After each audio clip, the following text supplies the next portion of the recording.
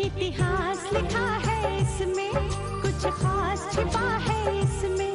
इतिहास लिखा है इसमें, कुछ खास छिपा है इसमें। मर्यादा है, कोई वादा है, विश्वास रखा है इसमें।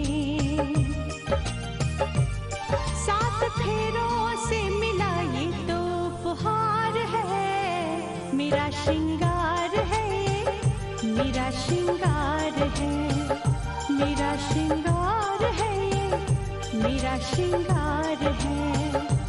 मंगलसूत्र, मंगलसूत्र, मंगलसूत्र, मंगलसूत्र, मंगलसूत्र, मंगलसूत्र,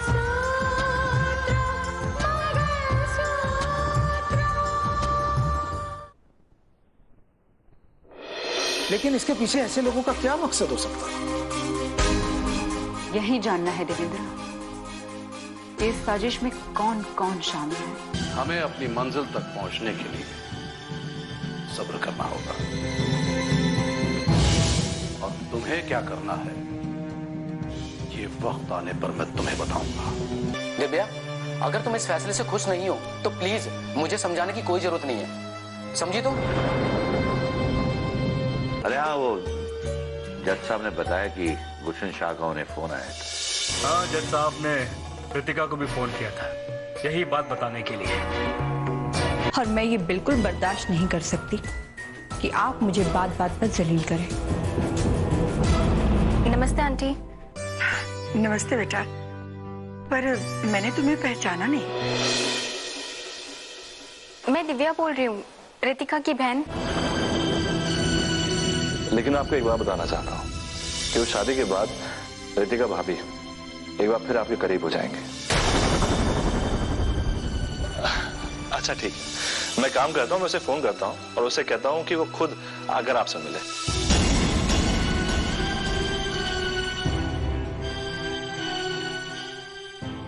ओह दिव्या बेटा, कैसी हो तुम? और बहू रितिका, वो कैसी है? वो अच्छी है आंटी।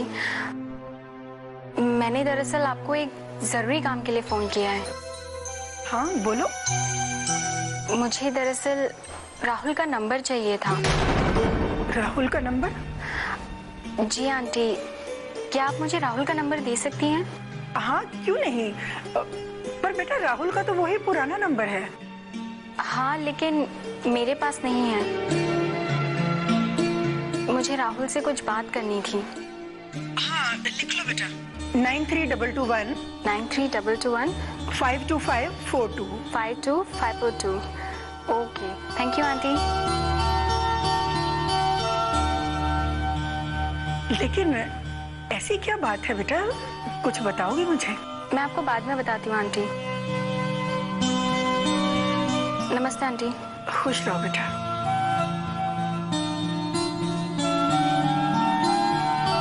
किसका फोन था बुआ जी, जिसे आप बेटी बेटी कह के बात कर रही थी? दिव्या का फोन था। दिव्या का फोन? हाँ, रितिका की छोटी बहन दिव्या। हमारा शक सही था शालो, राहुल किसी और को नहीं दिव्या को ही पसंद करता है। लेकिन बुआ जी, दिव्या ने फोन किस लिए किया था? उसे राहुल का नंबर चाहिए था बेटा। अगर दोनों एक दूसरे को पसंद करते हैं तो दिव्या के पास राहुल भैया का नंबर होना चाहिए ना। फिर आपसे फोन नंबर मांगने का क्या मतलब? तुम्हारी बात सही है, अगर दोनों एक दूसरे को पसंद करते हैं तो नंबर होना चाहिए, पर हो सकता है नंबर गुम हो गया हो। पर सोचने वाली बात यह है कि ऐसी कौन सी जरूरत पड़ गई, ऐसी कौन सी बात है जो दिव्या राहुल से करना चाहती है, जबकि दोनों घरों के रिश्ते पूरी तरह से टूट चुके हैं। हो न हो ये वही बात है, दोनों एक दूसरे को पसंद करते हैं।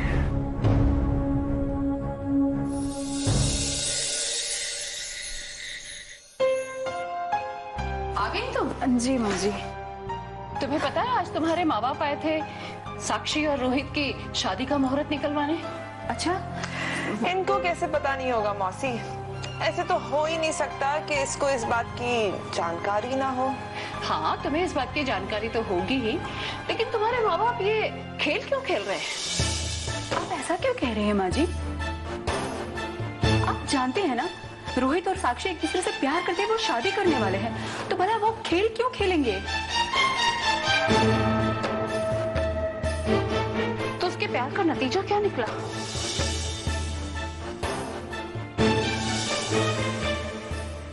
आज भी वो तुम्हें और तुम्हारे मरे हुए रिश्ते के बोझ को ढूंढ रहा है। माँ जी, आप ऐसा क्यों कह रही हैं? क्यों क्यों ना कहूं ऐसा? आखिर मानस को तुमसे क्या मिला? सिर्फ फरेब?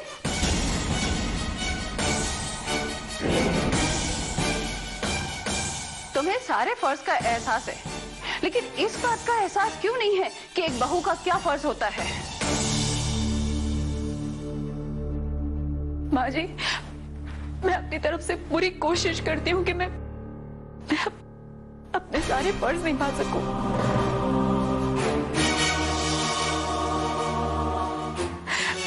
आप मेरा यकीन मानिए, मैं 2-3 दिन से बिजी थी, इसलिए आप बताइए मैं क्या करूं? जिस फर्ज की तुम बात कर रही हो, वो तो 1500 रुपए में कोई भी करके जा सकता है।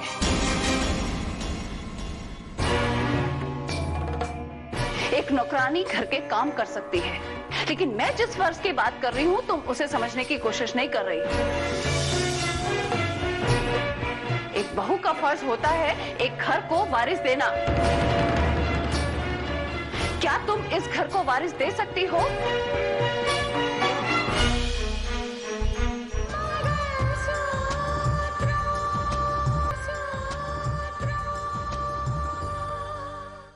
क्या तुम इस घर को वारिस दे सकती हो?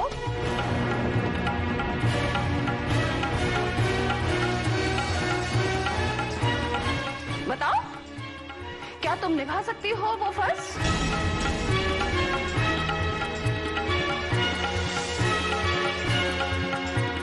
जवाब दो।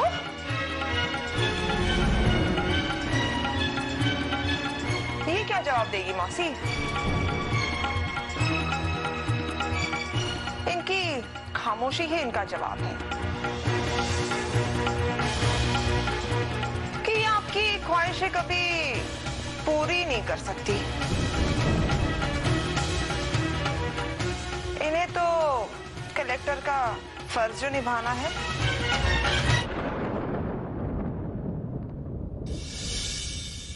तो निभाओ कलेक्टर होने का फर्ज। मैंने कहा मना किया।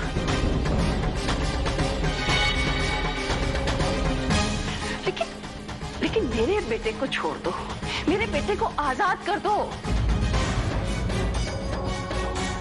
उसे उसकी जिंदगी जीने दो। कम से कम वो ऐसी लड़की से शादी कर सके जो उसे खुशी दे सके।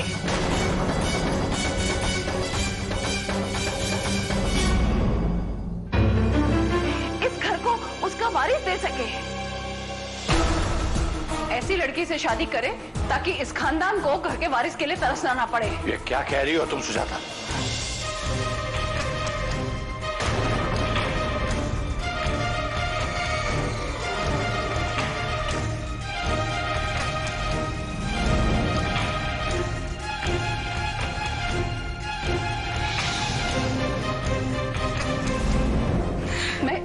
मैं क्या गलत कह रही हूँ शेठ जी?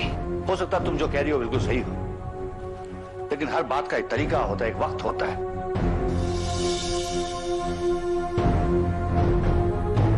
सारा दिन वो थक हार कर आई और तुम अपना मुद्दा लेकर बैठ गई।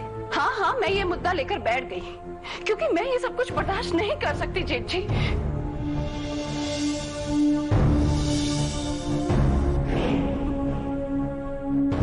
घर में इसको जगह दिलाने के लिए साक्षी और रोहित की शादी की बातें शुरू हो गई हैं।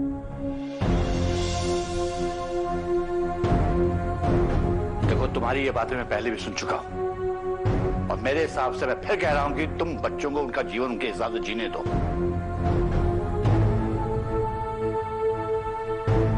और तुम्हें क्या लगता है सुजाता, रितिका को इस घर में जगह दिलाने के लिए वो साक्षी को अपने घर की बहू बनाना चाहते हैं।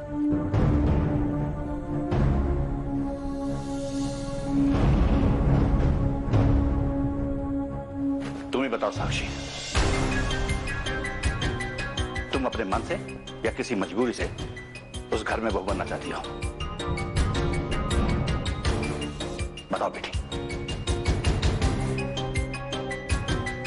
माँ, आपको इस बात के लिए किसी पे इल्जाम नहीं लगाना चाहिए।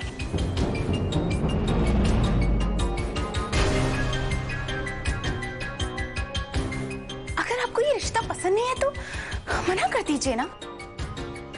लेकिन इस बात के लिए आप रितिका भाभी को सजा मत दीजिए प्लीज।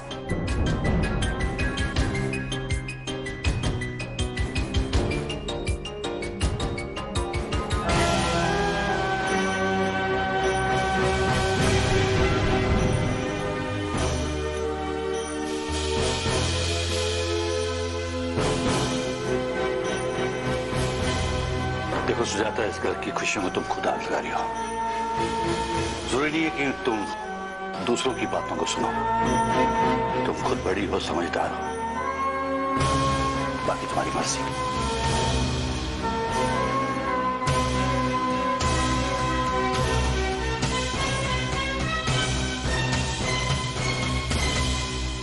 इस घर में आपकी कोई भी सुनने वाला नहीं है मौसी।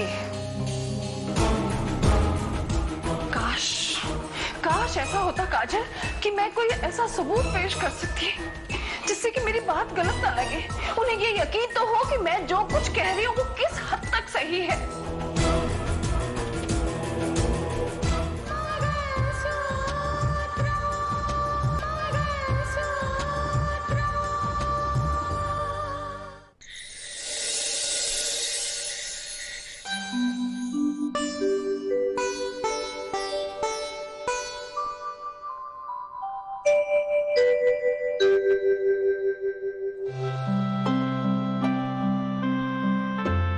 शादी का मुहूर्त तो अब निकल चुका है, बहुत कम दिन रह गए। तैयारियां शुरू करनी चाहिए ना। हाँ, तैयारियां तो शुरू करनी होंगी, वक्त ही कितना रह गया है। और इस बार सारी तैयारियां मुझे और रोहित को करनी होंगी। सूर्या तो है नहीं। लेकिन हम उन्हें बुलाएंगे, है ना? कोशिश करके देख लो। वैसे वो भी कोई कम जिद्दी तो है नहीं। रितिका से बात हुई?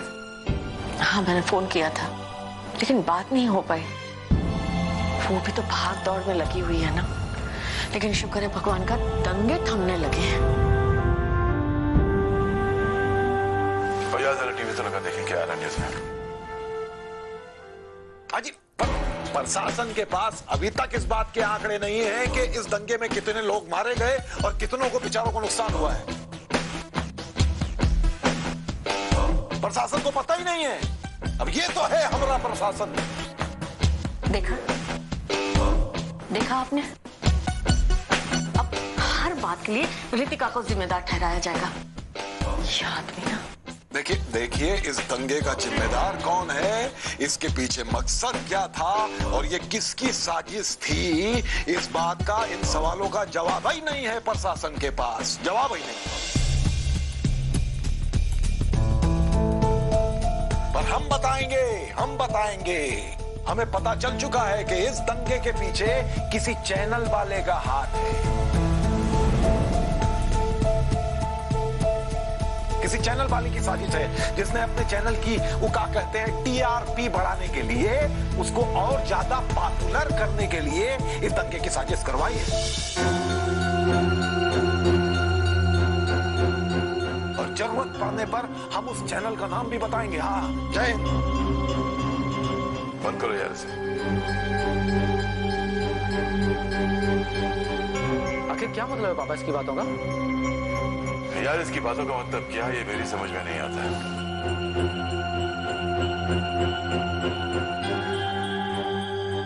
लेकिन इसने मुझे फोन करके धमकी दी थी कि एक नया खेल शुरू करने वाला है। कैसा खेल, कौन सा खेल खेलने वाला ये मालूम नहीं।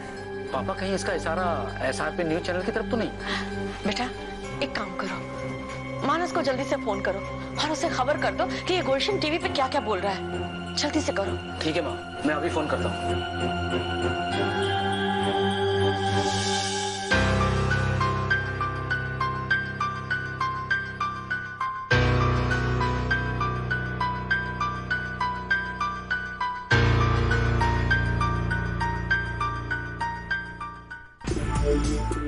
आप मेहरबानी करके उन मोहतरमा को समझा दें कि हमारे बच्चों से खामखा ना उलझा करें।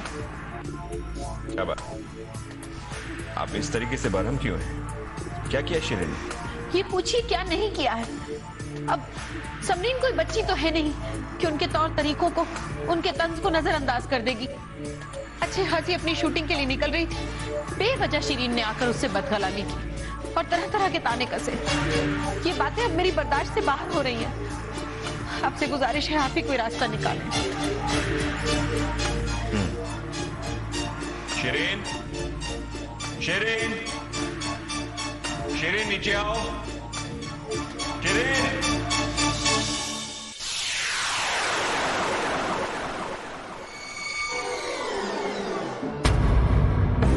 कहो, क्यों चिल्ला रहे हो?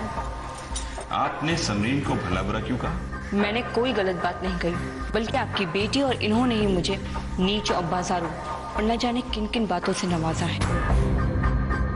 मैं जब भी आपके न रहने पे नीचे आती हूँ, मुझे तरह तरह के कमेंट सुनने पड़ते हैं। झूठ बोलती है ये। हमारे बच्चों से जलती है, उनकी खुशी इससे बर्दाश्त नहीं होती।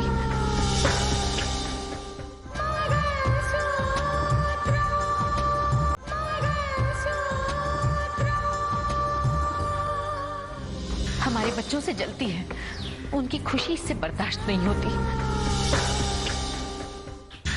अच्छे खासे हंसी मजाक कर रहे थे, आकर लड़ाई शुरू कर दी। देखो, गुजरे दिनों की बातों को याद करके आपस में लड़ना ठीक नहीं है। आप बड़ी हैं, समझदार हैं, आपको हालात समझने चाहिए। और इस तरह से घर में हंगामा करने से घर की खुशी गारत हो जाती है। रमजान का महीना आ रहा है, अम्मी भी आने वाली है, वो ये सब देखेंगी तो ये घर के लिए ठीक नहीं होगा।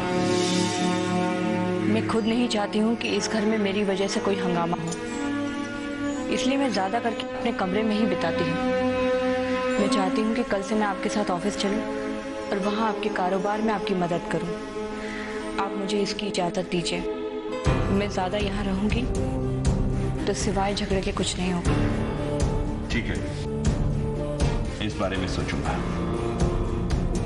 बच्चे आ जाएं तो मैं उन्हें बुला लूंगा, मगर फिलहाल मैं आराम करना चाहूंगा।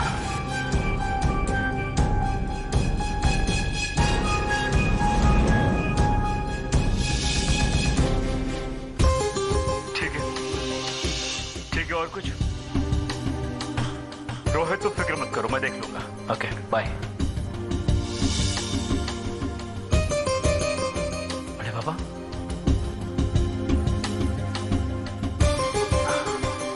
क्या बात है, आप परेशान लग रहे हैं? अरे बेटा, अभी गुलशन शाह का इंटरव्यू आ रहा था। उसने प्रशासन पे तो इल्जाम लगाया ही है, साथ में ये जो दंगे हुए हैं शायद उस पे चैनल पे भी उंगली उठाई है। पता है मुझे, अभी रोहित का फोन आया था। समझ में नहीं आता है गुलशन शाह ने ऐसा क्यों किया। वो तो मुझे नहीं मालूम, लेकिन एक बात तो तय है कि इन दंगों के पीछे गुलशन शाह का ही हाथ है। लेकिन वो चैनल वालों पे उंगली क्यों उठा रहा है, ये बात समझ में नहीं आ रही। ऐसा करके उसने खुद अपनी कब्र खो दी है। मीडिया वाले कभी बर्दाश्त नहीं करेंगे बड़े पापा कि कोई उन पर इतना बड़ा इल्जाम लगाए। बेटा, ये जो बात तुम कह रहे हो ना, ये बात गुलशन भी अच्छी तरह से जानता होगा। बहुत पहुंची हुई चीज है, वो जो भी बात बोलता है उसमें बहुत दम होता है। मजाक के तौर पे जो वो बात करता है, उसके पीछे भी कोई बहुत बड़ा राज वाली बात होती है। उसकी हर बात में कोई ना कोई मतलब जरूर होता है। लेकिन उसने ऐसा कहा ही क्यों? आखिर क्या बात हो सकती है? एंड आई एम श्योर उसने रितिका पर भी इल्जाम लगाए होंगे। जाहिर सी बात है बेटे, अगर उसने प्रशासन पे उंगली उठाई है तो वही रितिका पे उंगली भी उठी। रितिका कहाँ है? अभी थोड़ी देर पहले ही आई थी अपने कमरे में। जाओ जाके बात कर लो, शायद वो तुम्हें कुछ बता दे।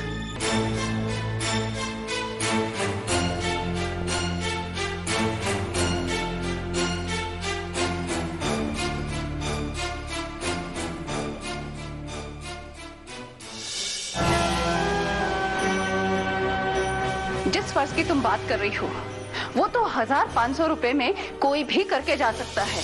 एक नौकरानी घर के काम कर सकती है, लेकिन मैं जिस फर्ज की बात कर रही हूँ तुम उसे समझने की कोशिश नहीं कर रही। क्यों क्यों ना कहूँ ऐसा? आखिर मानस को तुमसे क्या मिला? सिर्फ फरेब? तुम्हें सारे फर्ज का एहसास है, लेकिन इस बात का एहसास क्यों नहीं है कि एक बहू का क्या फर्ज होता है?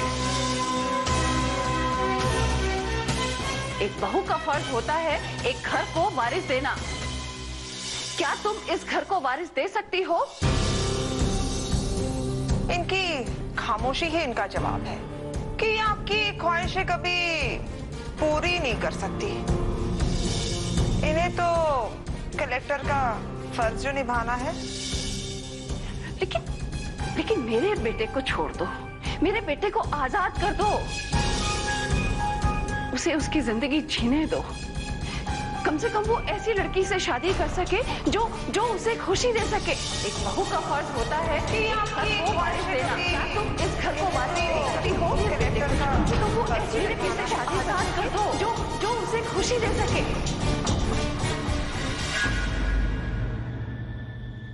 धागे से बंधा इसमें संसार है, पिया का प्यार है, जीने का सार है। पिया का प्यार है, जीने का सार है।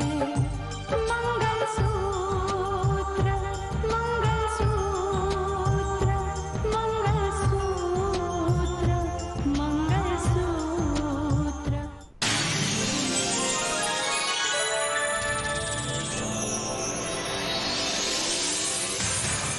आप देख रहे हैं डीडी भारती।